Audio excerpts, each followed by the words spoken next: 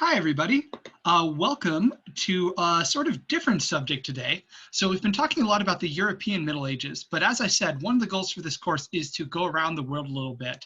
The book fills in very small amounts of detail some things that are going on in other parts of the world during the sort of major art and social movements in Europe.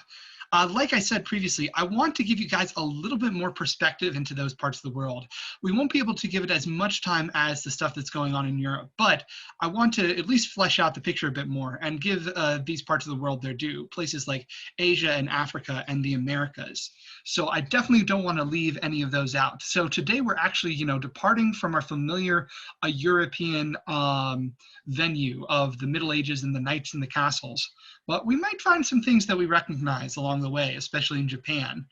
What I kind of decided to do is stick somewhat to the same time period. So today we're going to be looking at some things going on in parallel with the Middle Ages in Europe, but some of these social developments are going to stretch until after that. So we'll kind of, roughly line things up. It won't be exact because, largely a lot of things that were going on in Asia, for instance, were disconnected from the things that were going on in Europe to some extent. That said, there were some connections here and there. So what I want to start off with is giving you guys an overview of what's the deal with China. What's going on in China during this time period? You might have heard, maybe not, that one of the things that comes into the conversation around the Dark Ages, or Dark Ages, is that if there is any sort of flaw in that time period, it's a flaw that really is only going to affect Europe. Europe, and even just Western Europe, is going through a very specific set of things, but that doesn't mean the rest of the world is going through a specific set of things. We don't have the same situation with serfs and knights and castles. So we shouldn't assume that, if it's a bad time in one place, it's a bad time in other places. But we talked a lot about things being relatively surprisingly okay on a lot of levels during the Middle Ages in Europe. I think we kind of came to the conclusion that if there's a downside, it's a downside for people who like, new literature, new art, and like big cities that are making a lot of money. That would sort of be the disadvantages of the medieval period. But for a lot of the more ordinary people, especially once you get outside of the aristocrats, it was pretty, pretty livable and pretty similar to what had been going on in the Roman Empire.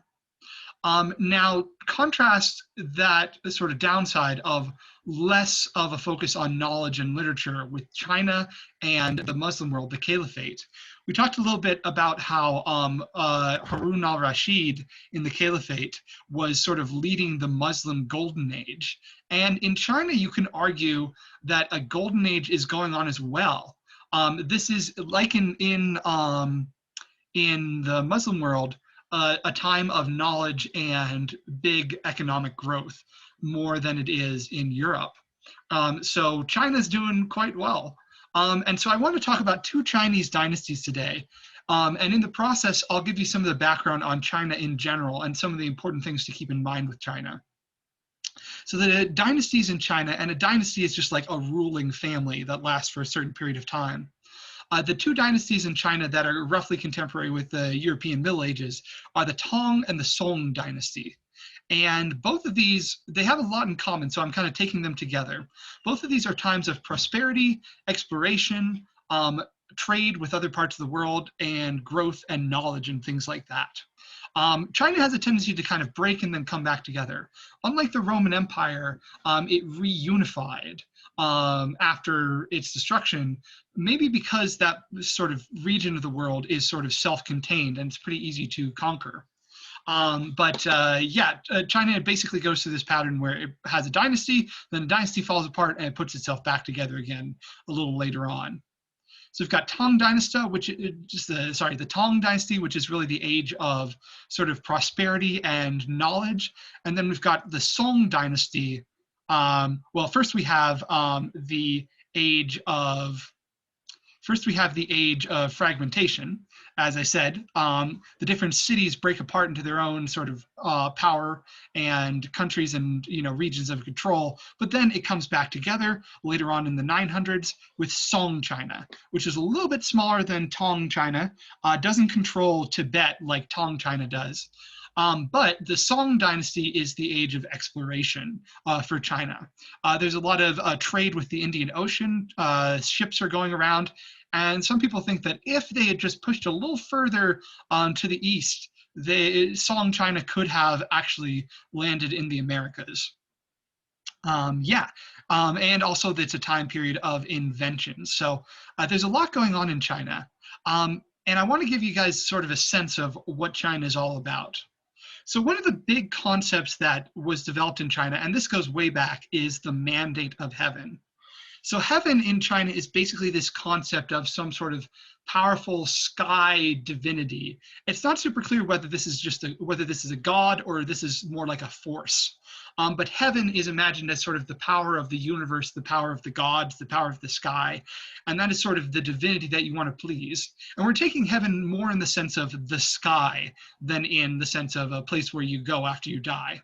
But sort of the sky is watching over you, and basically, China goes through all these dynasties, and pretty early on, they develop this idea that if a dynasty loses power, it's because the gods disapproved of them. And this is known as the mandate of heaven. When you have the mandate of heaven, it means the gods approve of you. So the dynasty currently in charge has the mandate of heaven. But if another dynasty thinks that this dynasty is not doing a good job taking care of people, growing crops, taking care of the sick, making sure everybody has enough food, making sure everybody, is prospering and surviving. If the dynasty is not doing that, if this ruling family is not doing that, then maybe somebody else should be in charge. And so there's a religious justification, the idea that the gods will kind of strip the Tang dynasty of its power and then give it to the Song dynasty when they take over, because it's better for somebody else to be in charge than people who aren't doing a good job. So this is a powerful justification for a change of power, but it's also a powerful justification for the people who are currently in control to say that, we deserve to be in control. So that's something that really recurs up until the modern day in China, and arguably maybe even affects modern China, is the idea of, who has the right to be in control? It's the one who's doing a good job. Now, this might be still a pretty tightly controlled system. It's not necessarily going to be a democracy, but the justification for control is taking care of the people and pleasing the gods. So the three big religions in China, I just want to touch on each of them because they're all fascinating in their own way. And, they all would offer something if you wanted to explore them in more detail. And these three traditions are Taoism, spelled with a T, Confucianism, and Buddhism. Taoism is all about the philosophy of the way. Confucianism is all about being a good leader, more or less. And Buddhism is about suffering and enlightenment. And I'll go into more detail on each of those. But in the earliest China, we don't seem to detect any of those super clearly. We more detect a pattern of ancestor worship, meaning that when when your family members go and die, they sort of join the ancestors, and you pray to sort of the whole ancestral family. So you pray to, if your family name is Li, you might pray to the Li family, or to the Thong family, or something like that. And they will be watching and sort of blessing you if you are pleasing them and doing a good job. And I think that kind of idea influences how these later religions develop as well. The idea that it's important to please your family, and that family is a very important aspect of your life. There are also other folk traditions like divination. There's the system of feng shui, which involves sort of balancing the items around you to sort of channel the energies of the universe. This concept of there's this energy, divine energy maybe in the universe, that's a pretty strong recurring concept too. And so that you kind of have to channel these forces, and that will lead to prosperity, luck, and happiness. You basically want to get the universe on your side. So then building from there, these three traditions emerge. But we see evidence of ancestor worship in the earliest Chinese tombs. We see that, especially the aristocracy, the rich people would be buried in such a way that reflected, images of their ancestors. Sometimes statues, sometimes paintings, things like that. And we also see images of very early on silk robes were worn in China. And silk is kind of China's biggest secret. It's its big export. And for a while, only people in China knew how it was made. And the secret is that silk is made from the sort of extrusions of a certain kind of caterpillar that eats the leaves of mulberry trees. And this is known as a silkworm. So if you've got the silkworm and you've got the mulberry trees, you have a pretty unique product. And China manages to have a lot of trade with other parts of the world through the silk roads, through the production of silk, as we see here with the silk robes here. In ancient Rome, they didn't know where exactly the silk was coming from, but they knew it was a way to be decadent and luxurious. So China has been trading silk with the West for a very long time and making a lot of money. Okay, getting back to religion a bit, let's talk about Taoism. So Taoism kind of builds on the idea of capturing sort of or channeling the natural energies of the universe. And Taoism is accordingly maybe the earliest of these sort of religious movements, or you could even call them philosophies that emerge in China. And Taoism believes that the universe has a natural way, like a path to follow, a sort of way of doing things or a method that will put you in alignment with the universe. And this way, the Chinese word for it is the Tao. And so if you tap into the Tao, you will have a prosperous life and you will have, good things coming to you. And sort of the way to do that, according to a lot of Taoist philosophers, such as Zhuangzi and the sort of legendary founder of Taoism, Lao Tzu, I'll put his name down here real quick. Lao Tzu, the wise old man. Lao Tzu and Zhuangzi argue that the way is all about going with the flow. You've got to trust your instincts. Like an athlete has to kind of be intuitive. If you're on like a racetrack, you can't like be caught up in thinking about, do I do it like this or do I do it like that? You've just got to be kind of in touch with, your inner sort of wisdom there. You just got to trust yourself and trust your instincts. And that's what the way seems to be really strongly connected to. It's true of artists as well. And so Taoists really argue for spontaneously experiencing life and listening to that kind of inner way. And life is very strange and mystical to Taoists. One of the famous Taoists was Zhuangzi, who said, he had a dream of being a butterfly flying around. And he woke up and he said, am I Zhuangzi who just dreamed he was a butterfly? Or am I a butterfly who is now dreaming I'm Zhuangzi? So that was kind of the Taoist approach to life, is not, figuring things out exactly what everything is, but, kind of being spontaneous and recognizing it's paradoxical and it's strange. And one idea that comes up with Taoism is that if you get really good at it, you will achieve immortality. And all these stories develop over like famous figures who achieved immortality to live forever and have all these sort of magic powers by mastering the way, which is a pretty fun concept. Okay, that's enough about the way. Let's talk about Confucius real quick. So Confucius was a scholar of an ancient dynasty in China who really kind of felt like things were going into a decline. So he wanted to share some ideas about how to get things back on track. And he would be kind of a wandering scholar trying to advise different kings on how to be good kings. And his ideas weren't really popular in his own lifetime, but he had enough followers that after his death, they became much more popular, to the point actually where they became almost like the folk or the state idea of China is Confucianism. So in Chinese, the word is Ru. Confucianism is not a word they use, that's our word for it. They call it Ru thought. And Ru is sort of the behavior of a gentleman. Confucius places a lot of emphasis on doing things the right way. So you've got to have a method. You've got to follow all the rituals that connect to your ancestors. You've got to sacrifice in the right way. You've got to do the oracles in the right way, and you've got to treat people in the right way. So Confucius is all about having this sort of method. Now, some related concepts is he does believe in the method containing compassion, and another big part of it is the method contains utmost respect for your family. This is a word xiao, which is sometimes translated as filial piety, meaning sort of being faithful to your family members. And so you have got to be absolutely loyal to your mother and father, according to Confucianism, because they raised you. And so Confucianism says, you should pay them back by being loyal to them. And a big concept in Confucianism is what's called reciprocity, kind of like you scratch my back, I scratch yours. You're good to your parents are good to you. And relatedly, the king is good to his subjects, and the subjects are good to the king. Being in these sort of positive, mutually beneficial relationships is a big concept for Confucius. And one way he phrases that is the golden rule. He says, do not do to others what you would not have to yourself. Another way of saying it is treat others like you would want to be treated.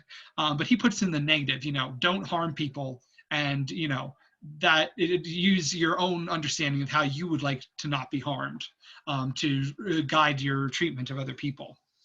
Confucianism is very sort of positive in a lot of ways, but it argues that you've got to be very methodical and meticulous.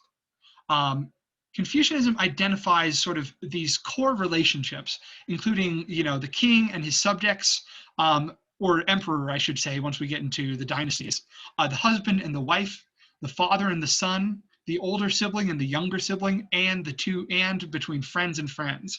All of these relationships have to be conducted in certain ways that involve mutual respect, and that will kind of cause heaven to smile upon these relationships.